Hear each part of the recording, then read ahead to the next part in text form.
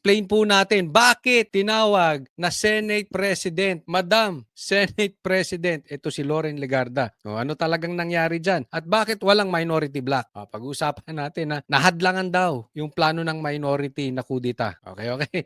Iba po. Iba story. Nako, sabi ko sa inyo, ibang nangyari. Mel, sa gitna ng ugong ng isang kudeta sa liderato ng Senado, isang power-sharing agreement umano sa pagitan ni Senate President Tito Soto at Senador Loren Legarda ang napag-usapan sa isang informal agreement or meeting. Ayan na. O, ayan na si Madam Chair, Madam Lebiste. Ay, Senator Legarda, pasok. Thank you very much, Madam President. Madam President, nice to see Okay, naulit-ulit pa. Madam President, tatawa-tawa siya. Observe nyo si Tito sa likod. you on the yes, session resumed. Oh, nagpaalala pa. Session is resume. So pinapaalala nila. Legit yang sinasabi mo, Subiri. Kasi hindi suspended. Kasi pagka session suspended, hindi yun official. So ito, resume. So official yan. Pinaalala pa ni Tito Soto, oy, paalala mo na resume na yung session bago mo tawagin ng Madam Senate President. Already, right, Madam President? Yes, session is resumed. Ito ang nakakagulat na eksena sa dulo ng sesyon ng Senado kaninang hapon. Observe nyo sila, tatawa-tawa ha. Tatawa-tawa. Nang mag-resume kasi ng sesyon mula Bumibidyo pa si Pinky Lacson, bumibidyo. Bumibidyo. Sorry po. Bumibidyo si Senator Ping, pambira. Oh, paano nasasabi ko BJ pag ito. Oh, sige, sa tuloy. mahabang suspensyon, si Senadora Loren Legarda na ang nakaupo sa upuan ng Senate President. Si Senador Mig Zubiri, paulit-ulit siyang tinatawag Madam President bago siya nagmosyon para sa adjournment. Ito mo, paulit-ulit na tinatawag na Madam President. Si Senadora Loren Legarda na ang Ulit-ulit, nakaupo sa upuan ng Senate President.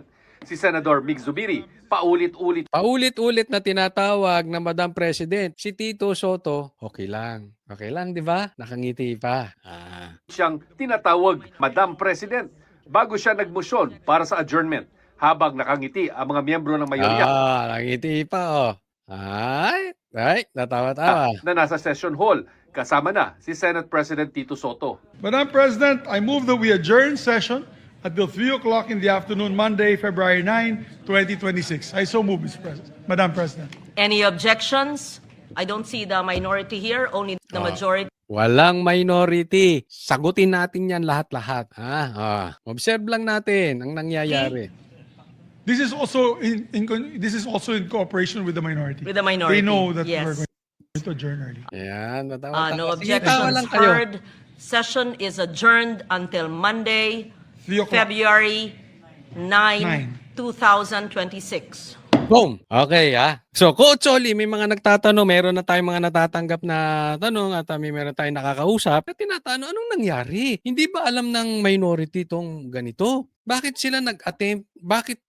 Nag-attempt sila pero failure? Teka muna, huwag tayong padalos-dalos Una, huwag nating kakalimutan. This is very important. Bakit ba natin papalitan ng Senate President? Yaan ang tanong. Hindi dahil galit tayo kay Tito Soto. Dahil binaboy nila yung investigasyon dyan sa Blue Ribbon. Di ba tayo naman, ayaw naman natin dati si Cheese. Pero dahil napakita ni Cheese na siya ay sumang-ayon sa konstitusyon at hindi ito laban ng politika, okay sa atin di ba? Hindi dahil sa gusto lang natin palitan ang Senate President. Yun ang tanong, bakit natin gustong palitan? Binababoy nyo ang investigasyon. Kaya nga dapat, kung ako tatanungin, hindi dapat si Loren Legarda. Dapat galing sa minority ang papalit. Kasi kung ganyan din, magpapalitan lang kayo ng magpapalitan. Unang teteng yan. E di protektado pa rin si Tambi. Diba? Kung ang minority tinatawag na Duterte Block, itong majority, tambalos-los block yan. Wala tayong mahihita dyan. Nakukuha po nyo? Pinagluloko tayo nitong mga animal na ito. May ganyan-ganyan pa. Hindi ko, ito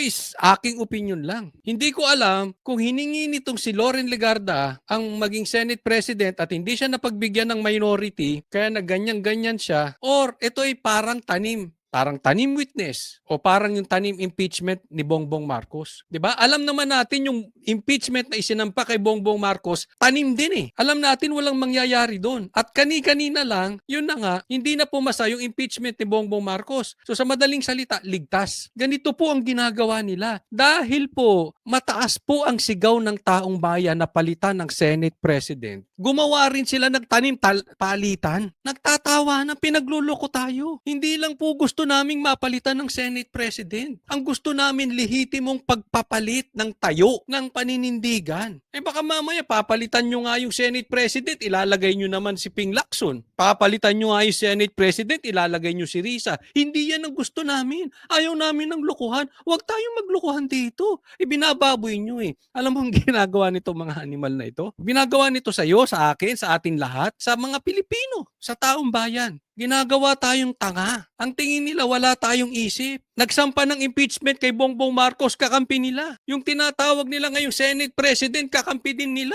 Masaya ba tayo nun? Hindi. Huwag nyo kaming lukuhin. Hindi yan ang gusto naming Senate President. Ang gusto naming Senate President galing sa minority. Sigurado ko pag ang Senate President galing sa minority, maninindigan yan. Nakita nyo yung investigasyon before? Nung si Chis ang nandiyan dyan? Nung ang nakikidebate sa kanila, si Alan Cayetano? Si Cayetano? Obvious di ba? Umuusad ang investigasyon. Ganon ang gusto natin. Huwag nyo kami parang ginagawa. Hindi po ito laro-laro. Hindi yung tatawagin ka lang Senate President, kunwari, tapos, alam nyo, yan lang ang pinakita sa media, wala namang butuhang nangyari. So kung legality ang pag-uusapan po, kung gagawin man nilang Senate President si Loren, dapat dumaan sa botohan. Yun ang legal. Dito walang dumaang botohan. Kung meron mang dumaang botohan, suspended. Di rin po yung po pwede. Pero yung nangyari ngayon, ito po ilagay natin sa isipan natin. Hindi po yung galaw ng minority. Galaw po ng majority yan. Parang ginawa nilang tanim impeachment. Ito, tanim, palitan kuno. Tapos parang nang-aasaroy Senate President, ito gusto nyo, Senate President, mabago, hindi po. At saka po, basta nakaupo dyan, ang tawag, Senate President. Huwag po natin kakalimutan yan ha. Basta nakaupo dyan. Ganun po. Diba? Parang pinaglalaruan nila taong bayan. Kalokohan itong mga to. O, tuloy natin. Thank you very much, Madam President. Ang tagpong yan nangyari sa gitna ng May yay pa. Ano to, laro? Kayong mga senador, ano sa tingin nyo to, laro? Tawanan, no? Di kayo ba, tanong ko kayo, kung papalit ang Senate President to, ang papalit isa sa kanila, matutuwa kayo? Papalit si Bam Aquino? Hindi yan yung sigaw ng taong bayan. Ramdam na rin kasi nila talagang matindi ang kagustuhan ng Pilipino magpalit ng Senate President. Ang naisip nila, term sharing.